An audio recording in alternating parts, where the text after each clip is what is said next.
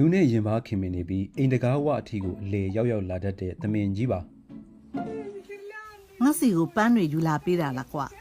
ကျမကိုအားသိအောင်လှုပ်ချင်နေတာသူကတော့ယူကရိန်းအနောက်ပိုင်းဇရီချနာရွာကိုရောက်လာတတ်တဲ့တိုရီဆိုတဲ့သမင်ကြီးပါသူဒီရွာကိုလာရင်မဖြစ်မနေရောက်လာတတ်တဲ့အိမ်ကတော့အီရီနာရဲ့အိမ်ပါပဲသူရောက်လာပြီသူ့ကိုတကူးတကသွားရှာနေစရာမလိုတော့ဘူး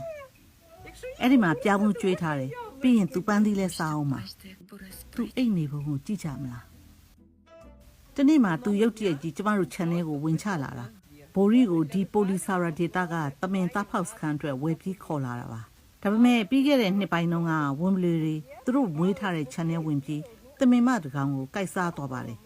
အဲ့ဒီအဖြစ်ဖြစ်ပြီးတဲ့နောက်မှာတော့တမင်တွေကိုမွေးမြူရေးစခန်းမှာမထားတော့ပဲတောထဲကိုပြန်လွှတ်လိုက်ကြပါတယ်